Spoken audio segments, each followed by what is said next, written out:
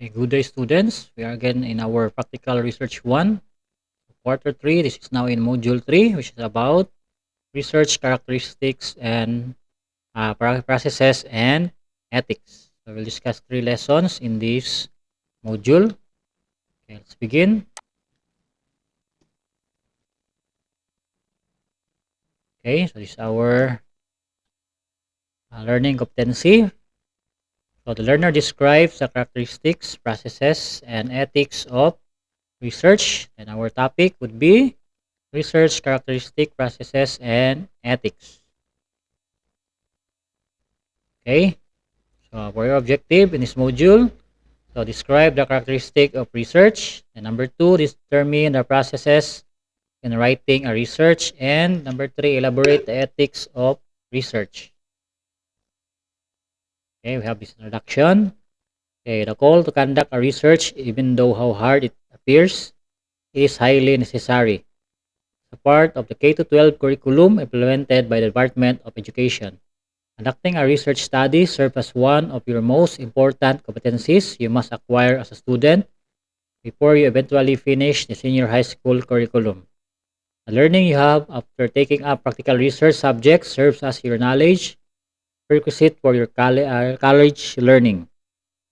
Basically, research is conducted to answer existing phenomenon. According to Shud Hanga 2016, research is a process of collecting, analyzing, and interpreting information to answer questions. Without conducting a research, an existing problem will never be answered and addressed. Okay? So research has its characteristic, processes, and ethical standards which are relevant to ensure its success. The conduct of research is definitely important to provide meaning of the world and to give answers to questions that presently exist. Let's try this. Activity 1, the boat is sinking. So select the appropriate description for every item asked. Choices are given in the box provided below. Okay, we have this category and description. And in number 1, we have category is about research feature. So just choose. That's 3 choices: round, hard, or valid. What's your answer? Okay, correct. It is valid. Okay, for number 2, so the category is research step. So we have choices, sample selection, then subtract. Okay, what's your answer?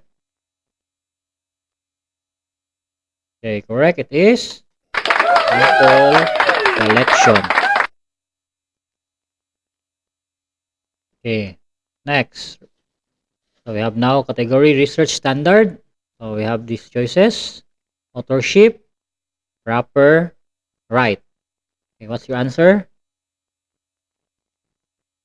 Okay, correct. It is about authorship. Okay, I hope you're doing great. How do you find this activity? It is enjoyable. So now, let's have another set of questions. Okay, so let's have this analysis. So what new words were you able to find in the previous activity? Okay, so in the previous activity, you're able to find, this answer is number 1. Remember, it is valid. Okay, you have you have sample selection, and the last is authorship. Okay, okay, number 2, how do you think these words relate to research? Okay, so these are very essential because in research you need to have, first you have validity of your information, then you will have your, so to test your hypothesis you need to have your sample selection. So you're going to conduct your study, okay, just like in your quantitative research. Then so you must have authorship of your work. Okay, so those are the answers for this activity. Now let's have our lesson. So I have our lesson 1. So, characteristic of research. So, the success of a research study will never be possible without its characteristic. Okay, so these are the characteristic of research. So, we have six as according to Shudhanga 2016. So, number one, research is systematic.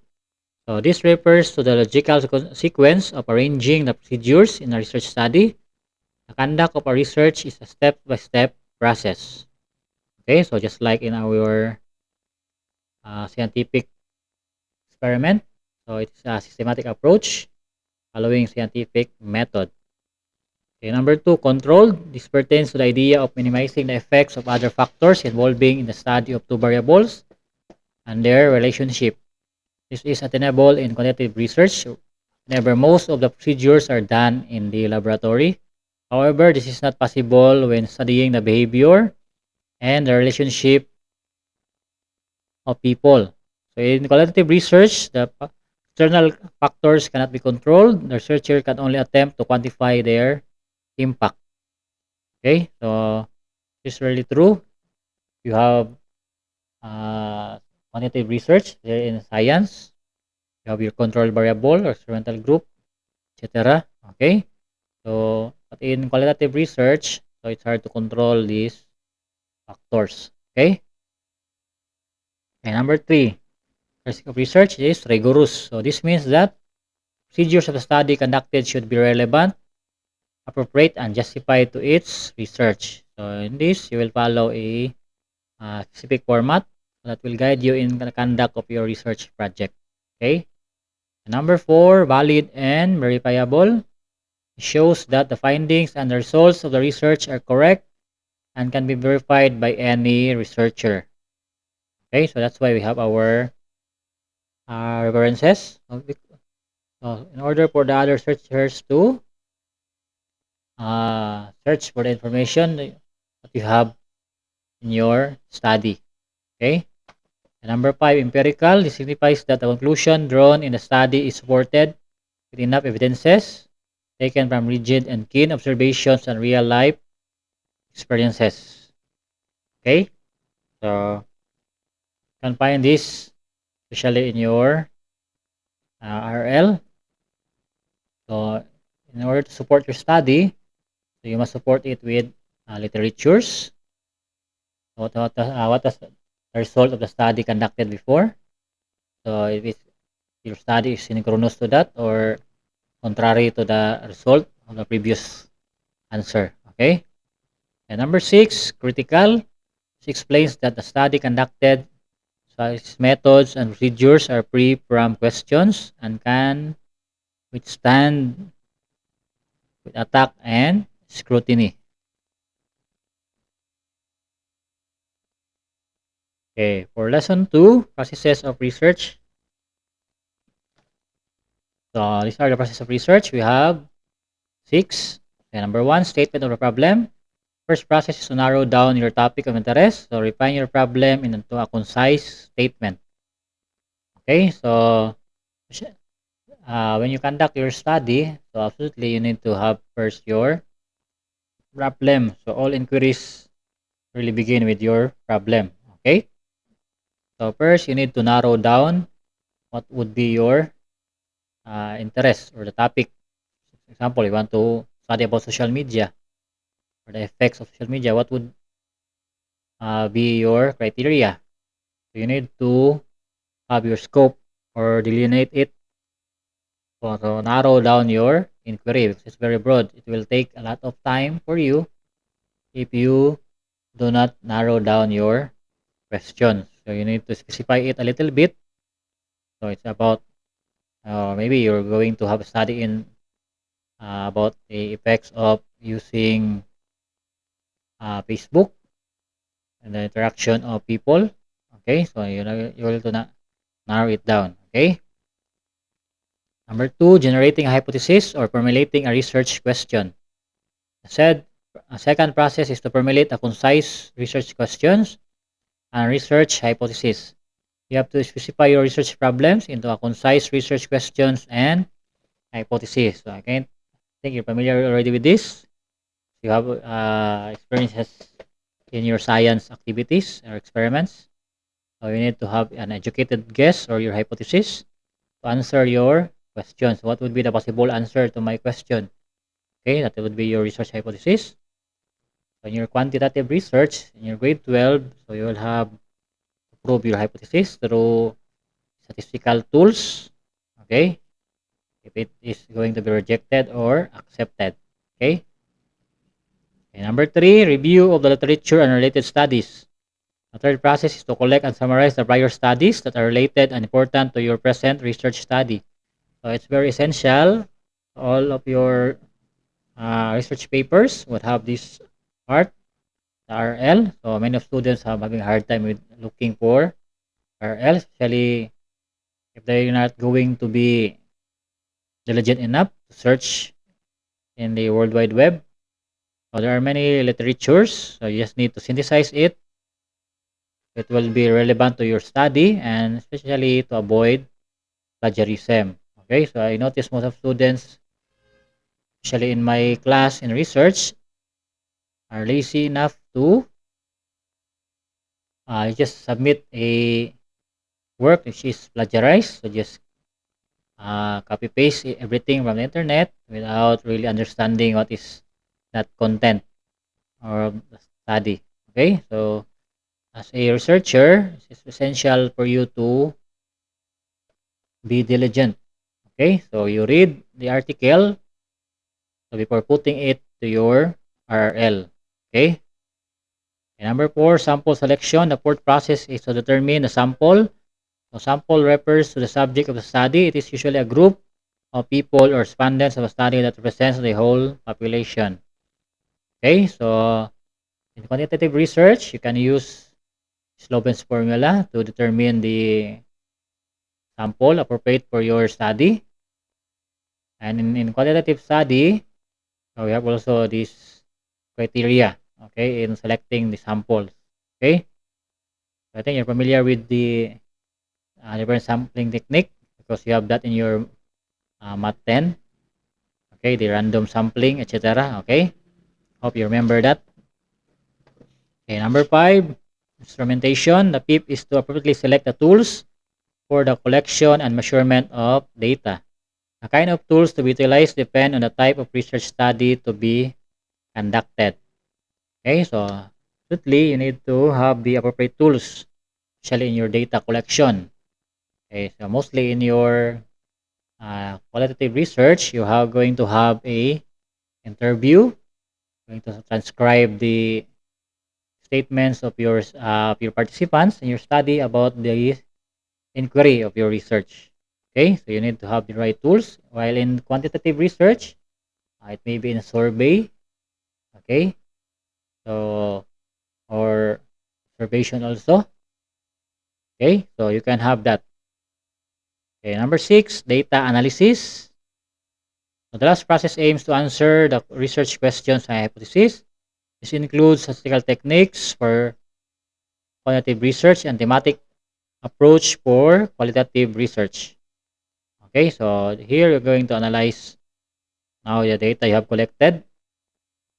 Okay, so in quantitative research, you're going to have statistics. Okay, it could be a t-test or version R. Okay, ANOVA, etc. Okay, there are a lot of techniques you're going to use for your study. While in qualitative, you can have this thematic analysis that will be discussed in module 25 in the next quarter. Okay. Okay, lesson 3, ethics of research. So the observation of ethical standards in conducting a research is highly important in order to ensure the authenticity and fairness of the study. Harbin and Shokwat 2017 argued that research ethics is doing what is considered as morally and legally upright in a research. Okay, so here are the important things to consider. Okay, number one, you have a informed consent should be given to the participants. Okay, so you must inform your participants first about your study. So you're trying to explain to them what is your objective. Okay, so what would be the possible effects of the study to them? It will harm them. Okay, you're going to state it to them. Okay, number two, Safety of the participants should be of priority. There should be consideration of privacy, anonymity, and confidentiality of the respondents and the participants of the research study. Okay, so you must have this in consideration. So the privacy also of the participants and the confidentiality of the information you have shared. Okay, and you must also hide their identity. And number three, the researcher should be sensitive to the cultural, religious, economic, psychological, spiritual, physiological, biological, political, social, and other concerns of the participants of the study. Okay, so actually this is very important when you have your data gathering. Especially you have going to have your field work, going to observe or interview your participants in the field. So you must observe or be sensitive to their cultural practices. Okay. Okay. Number four, the authorship of the research is highly observed. Every author and contributor to the study must be credited and included in the research output. Okay. So again, so especially in citing literatures in RL, so you must put it in your references. Okay. So to avoid also plagiarism and also to respect the work of the researchers in the previous studies. Okay. Number five, the researcher must cite the original source of data and should avoid plagiarism. All forms of rights such as copyrights, intellectual property, patents, and among others should take into consideration. Okay, as I said earlier, and I will discuss already this in our media and information literacy subject, so about copyright, okay, or Public Act 8293. So that is our law in our country that protects the authors or the media content producers. So especially in research also, so to avoid plagiarism, so you must cite the source of that article. Okay, acknowledge them. So do not claim the work is not yours. Okay, and also you need to paraphrase the words of the authors that you are going to use in your study. Okay. Number six, data manipulation, fabrication, falsification, and misinterpretation of the results must be avoided. Okay, so take note of this. So you do not need manipulating data is a big no-no, especially in research, in quantitative research and fabrication or falsifying. Okay, that's very unethical. So you must avoid it. And number seven, the researcher must avoid biased information and reveal his personal and financial interests upon the conduct of the research. Okay, so as a researcher, you must be neutral, avoid siding to the result of your study. Okay, or you're going to manipulate it because that's how you feel about your study. Okay, and number eight, the research study must be a contribution to the body of knowledge. Okay, so your study must be unique. Okay, so that's why in your research paper you have this part about the research gap. Okay, the research gap talks about what was not conducted before. Okay, so in that area or a section in your research paper, you are going to state what was done before by previous authors about your study. Okay, and you're going to summarize it and explain what they have done and what makes your study unique also. Okay, so what makes your study unique or different from their study. Okay, so that your current study would contribute to the body of knowledge. Okay, it will not be a replication. Okay, so I hope you learn in our lesson in this module 3. So we discussed 3 lessons. Okay, let's do this activity. So let's assess what have you learned. So discuss in your own words the following nature of research. So your answers will be rated based on the rubric that follows. So nature, research characteristics. So discuss. Give the discussion in your own. Then research process and research ethics. Okay. Again, you follow this rubric. So total of 8 points. So you have content. Ideas are presented clearly and relevant to the research learning discussion. Conventions, there is a correct use of grammar, punctuation, and spelling. Okay? So you answer this and submit it to my email. Okay? So you can see it on the screen. Okay, let's have a review what we have discussed earlier. Okay, number one, a research is comprised of 6 characteristics, which are systematic, controlled, rigorous, valid, verifiable, empirical, and critical. And number two, 6 processes are determined in a research. These are the formulation of a statement of problem, generating a hypothesis, or formulating a research question, review of the literature and related studies, selecting the samples, doing the instrumentation, and analyzing the data.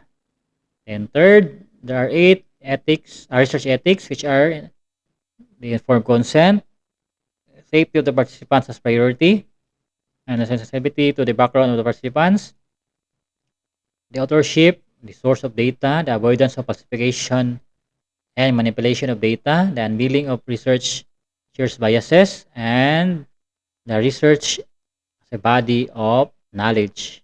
Okay, let's have this exercise. So let us test what you have learned so far.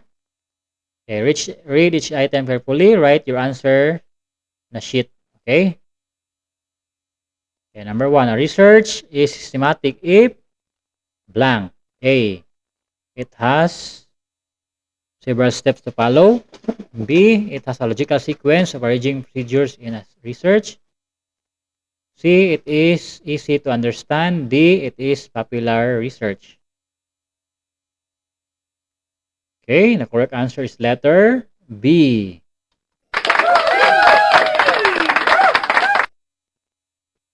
Okay, number two, data analysis has the objective to answer blank. A. Research questions and hypotheses. B. Questions and answers. C. The phenomenon present in the society. D. The research questions. Okay, what's your answer? Okay, correct answer is letter A. Research questions and hypotheses. Okay, number three. A research is considered empirical if blank. Data are based on second-hand sources. B. The data comes from other researchers. C. The data are manipulated and dictated. D. The data are drawn from the keen observation and real-life experiences. Okay, what's your answer? Okay, correct. Letter D.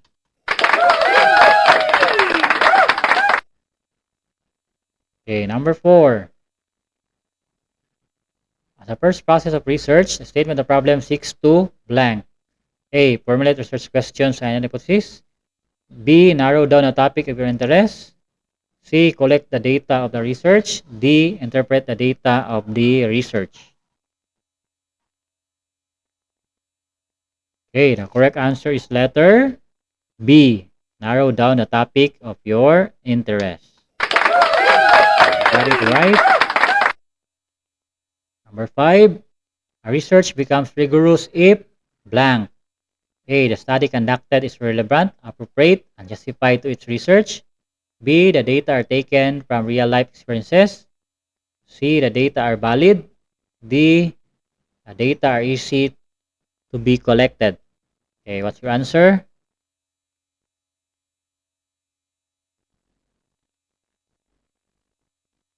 Okay, correct answer is letter A.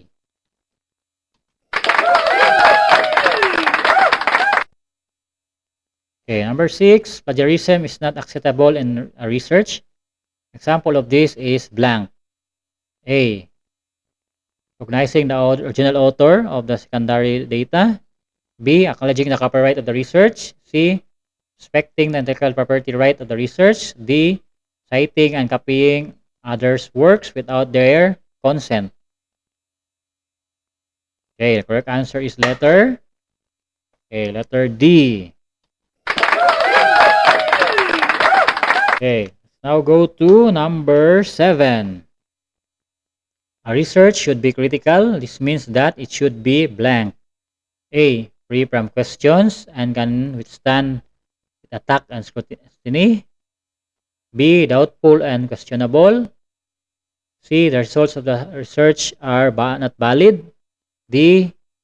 The researcher is good and understandable. The research is good and understandable. Okay, what will be the answer?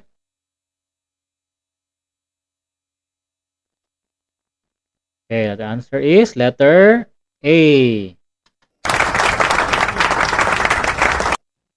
Okay, let's go to number 8. A review of the literature and related studies has the process to blank. A. Collect data. B. Formulate research questions and hypotheses. C. Collate and analyze the data. D.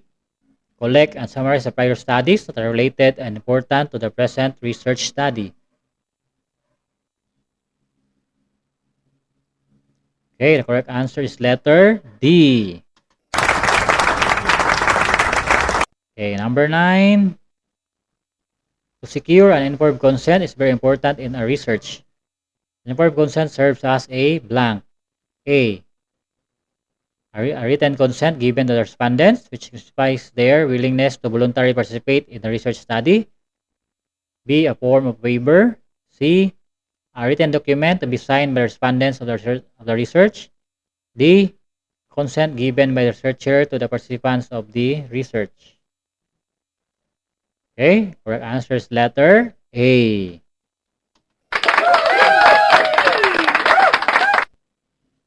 Okay, number 10. An instrumentation as a research process needs to be blank. A. Provide an instrumental tool. B. Formulate research question. C. Collect data through the research instrument. D.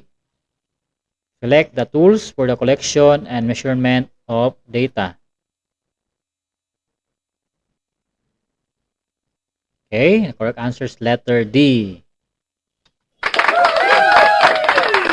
Okay, I hope you got the answers correctly.